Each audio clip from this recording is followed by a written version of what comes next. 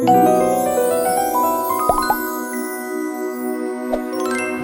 Space Stories। महल के बगीचे में एक बड़े पेड़ के नीचे राजा समरवीर शांत भाव से बैठे हुए थे। ठंडी हवा चल रही थी और पूरा वातावरण सुकून से भरा था। तभी एक दासी तेजी से उनकी ओर आई। बधाई हो महाराज, महारानी सौम्या ने एक सुंदर पुत्र को जन्म दिया है। ये तो हमारे जीवन का सबसे बड़ा सुख है। आज केवल महल ही नहीं, पूरा राज्य इस खुशी में झूम उठना चाहिए। राजा समरवीर ने अपने गले से सोने की माला उतारी और दासी को दे दी। उत्सव होगा, उत्सव। ये लो, ये इनाम तुम्हारे लिए है। अब मैं तुरंत महारानी और अपने पुत्र से मिलने जा रहा हूँ। महारानी! इतना कहकर राजा समरवीर जल्दी जल्दी महल की ओर बढ़ गए। महल के अंदर पहुंचते ही राजा समरवीर की मुलाकात मंत्री देवेंद्र से हो गई। उसके चेहरे पर भी खुशी साफ दिखाई दे रही थी। महाराज, मैं अभी आपके पास आने ही वाला था। आपके लिए एक बहुत बड़ी खुशखबरी लेकर आया था महाराज। अगर बात मेरे पुत्र के जन्म की है तो वो समाचार हमें मिल चुका है मंत्री। आज हम पिता बन गए हैं, पिता।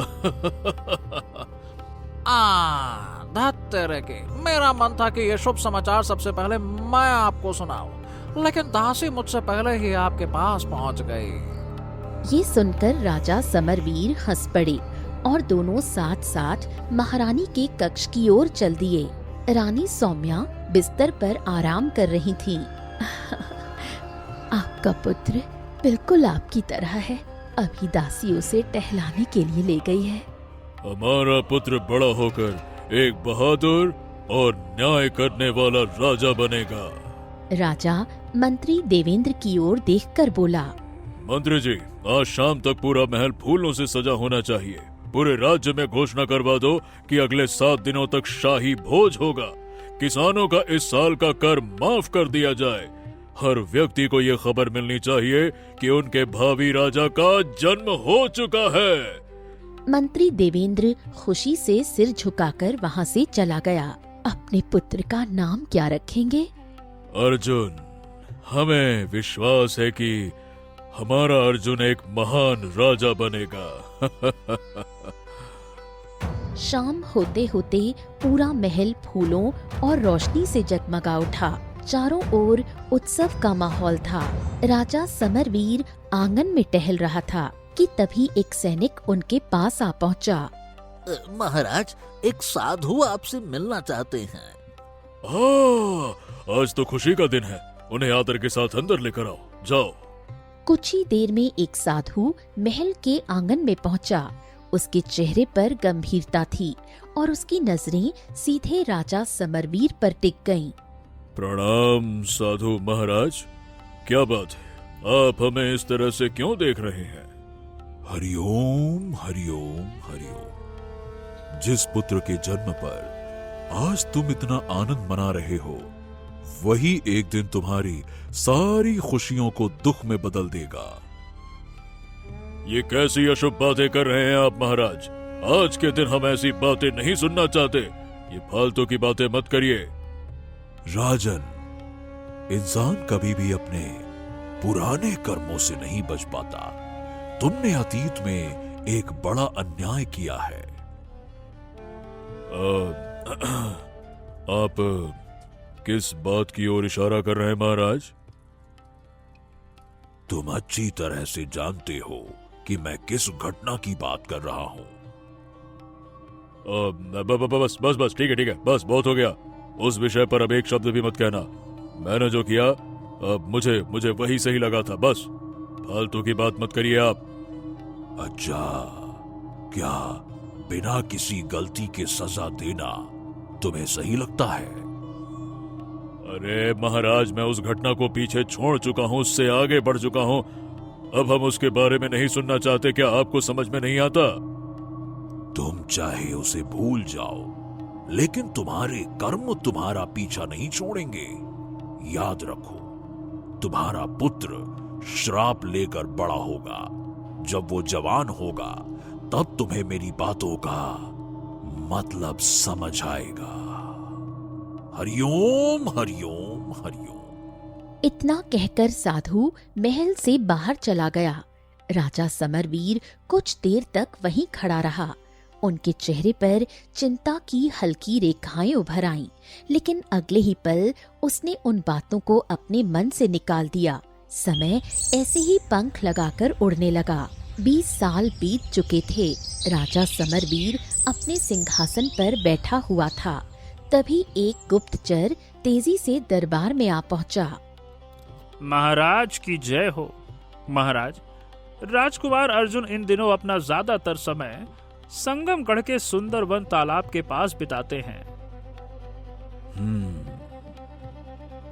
संगमगढ़, वहां तो राजा सूरज का राज्य है ना? जी महाराज, राजा सूरज बहुत शक्तिशाली माने जाते हैं। उनका राज्य भी बड़ा है और उनकी सेना भी हमसे कहीं ज्यादा विशाल है। ये बात सुनकर पास खड़ा मंत्री देवेंद्र गुप्तचर की तरफ देखने लगा। हाँ, लेकिन सवाल ये है कि राजकुमार अर्जुन आखिर वहां करते क्या हैं? महाराज, राजकुमार अर्जुन अब जवान हो चुके हैं। उन्होंने राजा सूरज की इकलौती पुत्री राजकुमारी काव्या से प्रेम कर लिया है। दोनों अक्सर सुंदरवन तालाब के किनारे मिलते हैं और घंटों बातें करते हैं। ये सुनते ही राजा समरवीर के चेहरे पर मुस्कान आ गई। अरे हम तो ये सोच रहे थे कि हमारा बेटा कहीं किसी मुसीबत में तो नहीं। ये तो बड़ी अच्छी बात है। अरे भाई, हमारी तो चिंता दूर हो गई मंत्री जी। जाओ भाई, जाओ जाओ जाओ। राजा समरवीर ने गुप्तचर को जाने का इशारा कर दिया। यह तो बड़ी अच्छी बात है महाराज। अगर राजकुमार अर्जुन का विवाह राजकुमारी काव्या से हो गया तो दोनों राज्यों के रिश्ते और मजबूत हो जाएंगे। तुम ठीक कह रहे हो। संगमगढ़ का राज्य हमेशा से बहुत खास माना जाता रहा है। और राजकुमारी काव्या के लिए भी न जाने कितने राजकुमार सपने देखते होंगे। लेकिन बाजी तो हमारा बेटा जीत गया।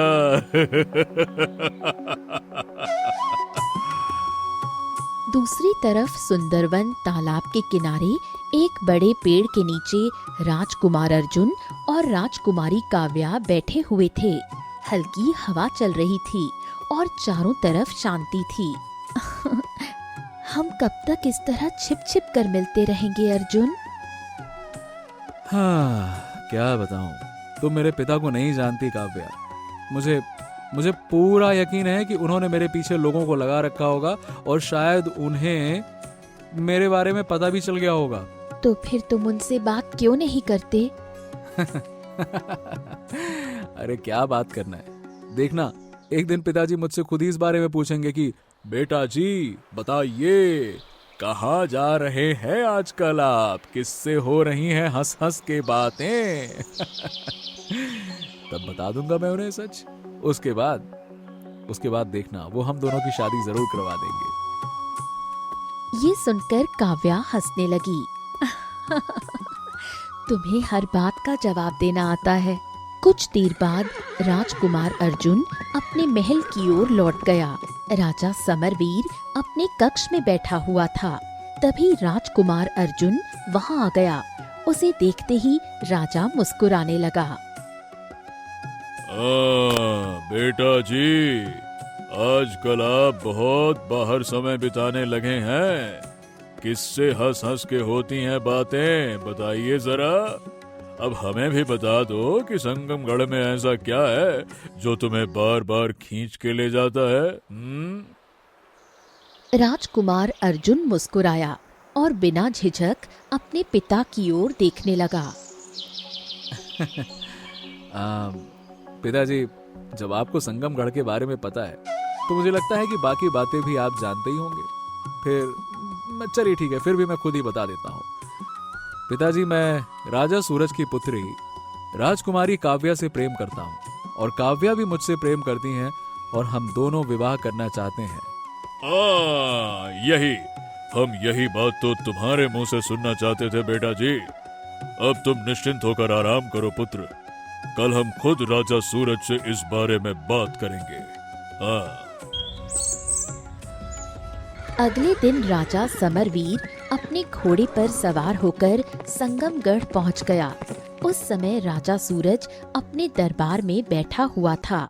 राजा समरवीर को अचानक सामने देखकर वो हैरान रह गया। आइए आइए आइए राजा समरवीर, आपका यहाँ आना किसी खास वजह से ही हुआ होगा। आइए, स्वागत है आपका। बिल्कुल बिल्कुल बिल्कुल, प्रणाम स्वीकार करें। राजा सूरज, मैं आपकी पुत्री राजकुमारी काव्या का हाथ अपने पुत्र राजकुमार अर्जुन के लिए मांगने आया हूँ। ये सुनकर राजा सूरज कुछ पल के लिए चुप हो गया।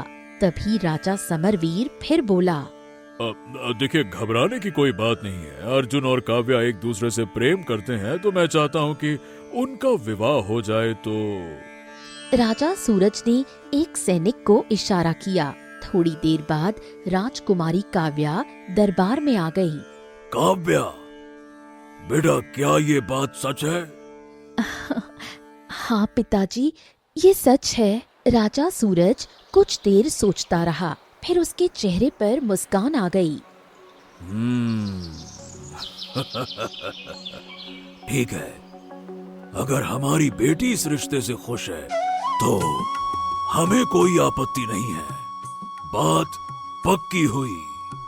ये सुनकर राजा समरवीर भी खुश हो गया। एक माह बाद तुम अपने परिवार को लेकर यहाँ आ जाना और 2 दिन बाद ही हमारे महल में राजकुमार अर्जुन और राजकुमारी काव्या की सगाई होगी। खुश? राजा समरवीर मुस्कुराने लगा और कुछ देर बाद अपने महल के लिए रवाना हो गया। 1 माह बाद पूरा महल फूलों और रंग बिरंगी सजावट से चमक रहा था। दरबार में उत्सव का माहौल था। राजकुमार अर्जुन अपने पिता, अपनी माँ और मंत्री के साथ वहाँ आ पहुँचा। महाराज, लगता है सगाई की सारी तैयारियां पूरी हो चुकी हैं। हाँ, बिल्कुल बिल्कुल, हम भी इसी शुभ घड़ी का इंतजार कर रहे थे। आओ आओ। ये सुनकर राजकुमार अर्जुन मुस्कुराते हुए आगे बढ़ा और काव्या के पास जाकर खड़ा हो गया। हाँ, राजकुमार अर्जुन, अब राजकुमारी काव्या को अंगूठी पहना दो। पहनाओ। अर्जुन ने धीरे से काव्या का हाथ थामा और उसकी उंगली में अंगूठी पहना दी। उसी पल पूरे दरबार में रोशनी फैल गई। एक गूंजती हुई आवाज के साथ काव्या का शरीर रंग बिरंगे पत्थर की मूर्ति में बदल गया। ये देखकर पूरा दरबार सन्न रह गया। हाँ, ये क्या हो गया? ये कैसे हो गया? राजा सूरज की आंखों में दुख और गुस्सा एक साथ उतर आया। वो तुरंत राजा समरवीर की तरफ मुड़ा। ये धोखा है ये समरवीर। मेरी बेटी के साथ ये क्या किया तुमने? क्या किया तुमने? साफ साफ बताओ, धोखेबाज, चालबाज। मुझ पर विश्वास करो सूरज, हमें खुद समझ नहीं आ रहा कि ये सब कैसे हुआ। हम नहीं समझ पा रहे हैं ये क्या हो गया। नहीं, इसके पीछे जरूर कोई राज है। सेनापति, राजा समरवीर, रानी सौम्या और राजकुमार अर्जुन को बंदी बना लो। ले जाओ इन्हें। सैनिक तुरंत आगे बढ़ गए। अरे रुको, छोड़ो मुझे, छोड़ो, ये अन्याय है। देखो, मैं खुद नहीं जानता महाराज, मैं खुद नहीं जानता हूँ कि ये कैसे हुआ। सुनिए, मेरी बात सुनिए। जब तक मेरी बेटी अपने असली रूप में वापस नहीं आ जाती, तब तक तुम्हारे पिता और तुम्हारी माँ हमारे बंदी रहेंगे। अगर मेरी बेटी को कुछ हो गया तो मैं किसी को भी नहीं छोड़ूंगा। जाओ, तुम्हें कुछ दिन की मोहलत देता हूँ, जाओ। राजकुमार अर्जुन अपने मंत्री के साथ निराश होकर महल से बाहर निकल गया। कुछ क्षण बाद मंत्री देवेंद्र धीरे से राजकुमार अर्जुन से बोला। राजकुमार, मुझे एक पुरानी बात याद आ रही है। कई साल पहले एक साधु महाराज महल में आए थे और उन्होंने कहा था कि राजा का पुत्र श्राप लेकर बड़ा होगा। कौन साधु, कहाँ मिलेंगे वो? देखिए, मुझे इतना ही पता है कि वो लाल तालाब के पास कहीं तपस्या करता है। हो, तब तो मुझे उससे मिलना ही होगा। इतना कहते ही राजकुमार अर्जुन अपने घोड़े पर सवार हुआ और उसी समय लाल तालाब की ओर निकल पड़ा। घने जंगल के बीच लाल तालाब बिल्कुल शांत दिखाई दे रहा था। तालाब के किनारे एक साधु ध्यान लगाए बैठा था। राजकुमार अर्जुन घोड़े से उतरकर तेजी से उसकी ओर बढ़ा। जैसे ही वो पास पहुंचा, साधु ने धीरे धीरे अपनी आंखें खोल दी। ओम नमः शिवाय, नमः शिवाय। तुम राजा समरवीर के पुत्र हो। तुम्हारे ऊपर एक पुराने श्राप की छाया है। क्या आप मुझे पहचानते हैं? ओह, तो क्या आप वही साधु हैं जो वर्षों पहले मेरे पिताजी से मिलने आए थे? हाँ, और अब वो श्राप अपना असर दिखाना शुरू कर चुका है। इसके बाद राजकुमार अर्जुन ने साधु को शुरू से लेकर अब तक की सारी बात बता दी। इस श्राप से मुक्ति पाने का सिर्फ एक ही रास्ता है। तुम्हें अपने पिता के अतीत की सच्चाई जाननी होगी। जब तक तुम्हें उनके पुराने अपराध का पता नहीं चलेगा, ये श्राप खत्म नहीं होगा। लेकिन महाराज, मेरे पास समय नहीं है। राजा सूरज ने मेरे माता पिता को बंदी बना लिया है। अगर मैंने जल्दी कुछ नहीं किया तो बहुत देर हो जाएगी। यही तुम्हारी परीक्षा है अर्जुन। तुम्हें एक कठिन यात्रा पर निकलना होगा। मुझे ये बताइए, मुझे जाना कहाँ होगा? तुम्हें मायावन के जंगल में जाना होगा। क्या बात कर रहे हैं? लेकिन उस जंगल में जाने वाला कोई इंसान वापस नहीं लौटता। क्योंकि वहां डायनो की नगरी है। डायनो की नगरी? मैंने तो इसके बारे में कभी नहीं सुना। हर डायन बुरी नहीं होती है राजकुमार। कुछ डायनें निर्दयी होती हैं, लेकिन कुछ ऐसी भी होती हैं जो इंसानों से प्रेम करना जानती हैं। उस जंगल में तुम्हारी मुलाकात किससे होगी, ये तुम्हारी किस्मत तय करेगी। ये सुनकर राजकुमार अर्जुन ने एक पल भी बर्बाद नहीं किया। वो तुरंत अपने घोड़े पर सवार हुआ और मायावन के जंगल की तरफ निकल पड़ा। कुछ घंटों के बाद राजकुमार अर्जुन अब मायावन के घने जंगल में पहुंच चुका था। चारों तरफ अजीब सी खामोशी फैली हुई थी। पेड़ों पर बैठे पक्षी भी चुप हो गए थे। तभी दूर उसे धुएं से घिरी एक छोटी सी बस्ती दिखाई दी। अर्जुन ने घोड़े को उसी दिशा में बढ़ाना चाहा, लेकिन घोड़ा अचानक रुक गया। अर्जुन ने उसे आगे बढ़ाने की कोशिश की, मगर घोड़ा बुरी तरह घबरा गया। अगले ही पल वो उछल पड़ा और अर्जुन अपना संतुलन खोकर जमीन पर गिर गया। उसके सिर पर चोट लगी और उसकी आंखों के आगे अंधेरा छा गया। जब राजकुमार अर्जुन की आंख खुली तो उसने खुद को एक छोटी सी झोपड़ी में पाया। उसके माथे पर जड़ी बूटियों का लेप लगा था। उसके पास एक सुंदर युवती बैठी थी जो उसकी देखभाल कर रही थी। तुम कौन हो? मेरा नाम आकांक्षा है। तुम मुझे जंगल की सीमा के पास बेहोश मिले थे। तुम्हारा घोड़ा बुरी तरह डरा हुआ था। तुम यहाँ क्यों आए हो? क्या तुम्हें पता नहीं कि ये जगह इंसानों के लिए सुरक्षित नहीं मानी जाती?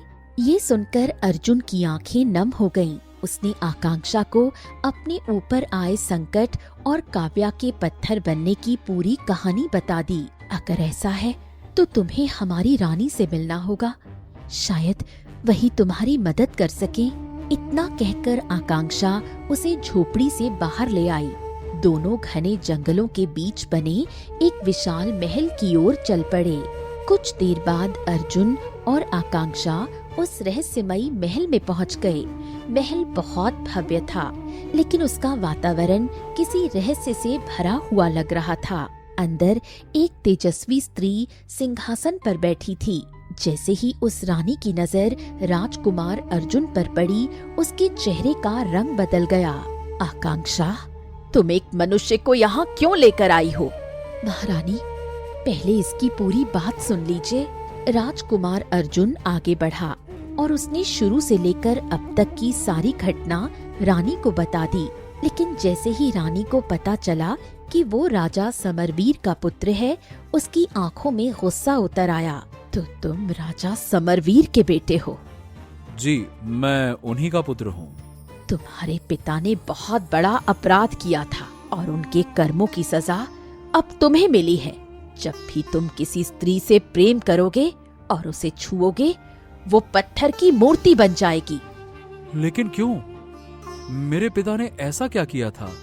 अगर सच जानना चाहते हो तो ध्यान से सुनो। राजा समरवीर अपने 2 सैनिकों के साथ जंगल में खड़ा था। चारों तरफ अंधेरा फैल चुका था। महाराज, लगता है कि हम रास्ता भटक गए हैं। हमें वापस लौट जाना चाहिए। आगे मायावन का जंगल है और लोग कहते हैं कि वहाँ से कोई लौट कर नहीं आता है। अरे एक तो पहले ही शिकार हाथ नहीं लगा, ऊपर से तुम हमें डराने की कोशिश कर रहे हो। क्या कहूँ, एक तो हमें प्यास बड़ी जोर से लगी है, पानी कहीं नहीं दिख रहा। पहले हमें कोई तालाब ढूंढना होगा। मैं कोई तालाब ढूंढने जा रहा हूँ। हाँ। सैनिक एक दूसरे की तरफ देखने लगे। अरे मैं अकेला ही जा रहा हूँ, तुम लोग यहीं रुको। महाराज, आप अकेले मत जाइए, ये जंगल सुरक्षित नहीं है। अगर राजा ही डरने लगे तो उसका राजा होना ही बेकार है। इतना कहकर राजा समरवीर घोड़े पर सवार होकर आगे बढ़ गया। कुछ देर बाद उसका घोड़ा अचानक बुरी तरह से हिनहिनाते हुए बेलगाम हो गया और राजा समरवीर नीचे गिर पड़ा और बेहोश हो गया। कुछ समय बाद राजा समरवीर की आंख खुली। उसने खुद को एक सुंदर झोपड़ी के भीतर पाया। उसके पास एक सुंदर स्त्री बैठी थी जो मुस्कुराते हुए उसे देख रही थी। अच्छा हुआ तुम्हें होश आ गया।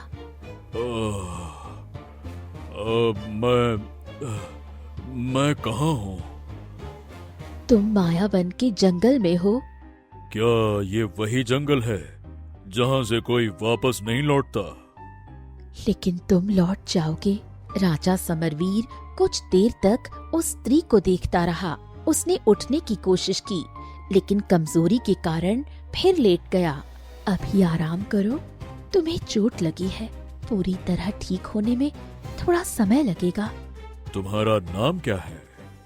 मेरा नाम मोहिनी है।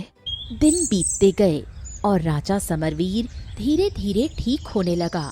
इसी दौरान वो और मोहिनी एक दूसरे के करीब आने लगे। एक शाम राजा समरवीर काफी देर तक मोहिनी को देखता रहा। उसके दिल में पहली बार उसके लिए प्रेम की भावना जाग उठी। हाँ, अब हम पूरी तरह से ठीक हो चुके हैं। लेकिन क्या कहें, हमारा यहाँ से जाने का मन ही नहीं करता। ऐसा क्यों? क्योंकि हम तुमसे प्रेम करने लगे हैं मोहिनी, और तुम्हें अपनी पत्नी बनाना चाहते हैं। लेकिन तुम मेरी सच्चाई नहीं जानते। बस हमें कुछ और जानने की जरूरत नहीं है। हम बस इतना जानते हैं कि हम तुमसे प्रेम करते हैं। इतना कहकर राजा समरवीर ने मोहिनी की मांग में सिंदूर भर दिया। मोहिनी मुस्कुराने लगी और उसने राजा समरवीर को अपने पति के रूप में स्वीकार कर लिया। समय बीतता गया। कुछ दिन बाद मोहिनी गर्भवती हो गई। ये देखकर राजा समरवीर खुश हो गया। अब तुम्हें इस जंगल में रहने की जरूरत नहीं है। कल हम दोनों महल चलेंगे। मोहिनी मुस्कुराने लगी, लेकिन उसी रात अचानक राजा समरवीर की नींद खुल गई। उसने देखा कि मोहिनी दर्द से करहा रही थी, लेकिन इस बार एक और बात ने उसे चौंका दिया। कुछ ही समय पहले गर्भवती हुई मोहिनी का पेट अब 9 महीने के गर्भ जैसा दिखाई दे रहा था। है? ये कैसे हो सकता है? अभी कुछ दिन पहले तो तुमने मुझे अपनी गर्भावस्था के बारे में बताया था। इतने कम समय में तुम्हारा गर्भ इतना बड़ा कैसे हो गया? मोहिनी ने धीरे धीरे अपनी आंखें खोली और रहस्यमयी मुस्कान के साथ राजा समरवीर की ओर देखने लगी। मैंने पहले ही कहा था कि तुम मेरी सच्चाई नहीं जानते। मैं एक साधारण स्त्री नहीं बल्कि एक डायन हूँ। ये सुनते ही राजा समरवीर घबरा गया। डरो मत, हर डायन बुरी नहीं होती। मैं उन डायनों में से हूँ जो किसी का बुरा नहीं करती। पास ही हमारी नगरी है। लेकिन ये सुनकर राजा समरवीर के चेहरे का रंग बदल गया। हाँ, तुमने हमसे अपनी पहचान छिपाई। ये हमारे साथ छल है, छल, अपराध है ये सच जानकर राजा समरवीर बुरी तरह घबरा गया। उसके मन में डर और गुस्सा दोनों भर गए। हाँ, हाँ, मैं ये सब स्वीकार नहीं कर सकता। नहीं नहीं नहीं, ये मुमकिन नहीं है ना। ये सुनकर मोहिनी की आंखों में आंसू आ गए। उसने राजा समरवीर की तरफ देखा लेकिन कुछ नहीं बोली। तभी मोहिनी के चारों ओर रंग बिरंगी रोशनी फैलने लगी। उसकी आंखों से चमकती किरणें निकलने लगीं और पूरे कमरे का वातावरण बदल गया। राजा समरवीर डरकर कुछ कदम पीछे हट गया। मैंने तुमसे कभी छल नहीं किया समरवीर। मैंने तुमसे सच्चा प्रेम किया था, लेकिन तुम मेरे प्रेम को समझ नहीं पाए। याद रखना, अगर तुमने दूसरा विवाह किया तो तुम्हारी संतान मेरे श्राप से नहीं बच पाएगी।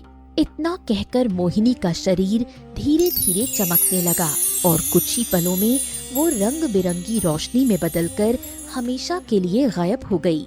ये देखकर राजा समरवीर स्तब्ध रह गया। कुछ देर तक वो वहीं खड़ा रहा, फिर घबराकर उस झोपड़ी से बाहर निकल गया। पूरी कहानी सुनकर राजकुमार अर्जुन स्तब्ध रह गया। उसकी नजरें बार बार आकांक्षा की तरफ जा रही थी। तुम्हारे पिता ने उसे छोड़ दिया।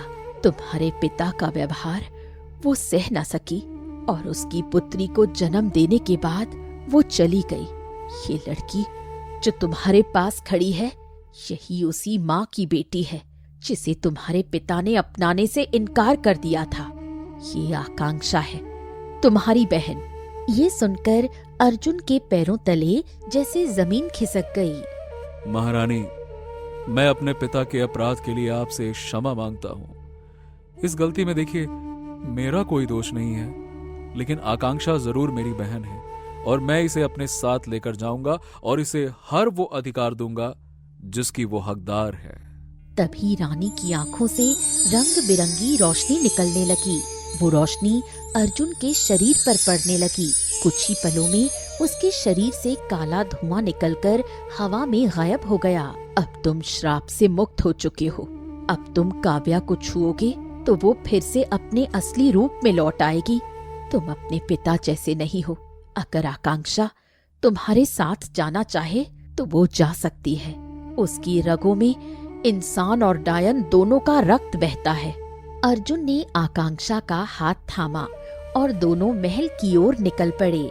कुछ घंटों बाद राजकुमार अर्जुन आकांक्षा को लेकर महल पहुंचा। जैसे ही उसने पत्थर बनी काव्या को छुआ, वो फिर से अपने असली रूप में लौट आई। ये देखकर राजा सूरज खुशी से भर गया। सेनापति, राजा समरवीर और रानी सौम्या को तुरंत रिहा कर दो। जाओ। कुछ देर बाद राजा समरवीर और रानी सौम्या दरबार में आ गए, लेकिन जैसे ही राजा समरवीर की नजर आकांक्षा पर पड़ी, वो चौंक गया। अब अर्जुन, ये लड़की कौन है? पिताजी, ये आपकी ही पुत्री है। यही है आकांक्षा और इसकी माँ मोहिनी थी। ये सुनकर राजा समरवीर की आंखें झुक गईं। हाँ, हमें अपनी गलती का एहसास बहुत देर से हुआ पुत्र। उस समय हम बहुत डर गए थे। अब आपने बहुत बड़ी गलती की थी पिताजी, लेकिन आप उसका प्रायश्चित कर सकते हैं। आकांक्षा को अपनी बेटी के रूप में स्वीकार कर लीजिए, बस। रानी सौम्या की आंखें नम हो गईं। वो धीरे से आकांक्षा के पास आईं। आज से तुम मेरी बेटी हो आकांक्षा। ये सुनकर आकांक्षा की आंखों में आंसू आ गए। अर्जुन बेटा, क्या तुम हमें माफ कर सकते हो? मैंने तुम्हारे परिवार को बंदी बना लिया था। अब अरे अरे, इसमें आपकी कोई गलती नहीं है। देखिए, अगर आपकी जगह मैं होता तो शायद मैं भी यही करता। अपने बच्चे की चिंता किस पिता को नहीं होती। शाबाश। कुछ दिनों बाद राजकुमार अर्जुन और राजकुमारी काव्या का विवाह धूमधाम से हो गया। आकांक्षा को भी महल में पूरा सम्मान मिला और उसे राजकुमार अर्जुन की बहन के रूप में अपना स्थान मिल गया।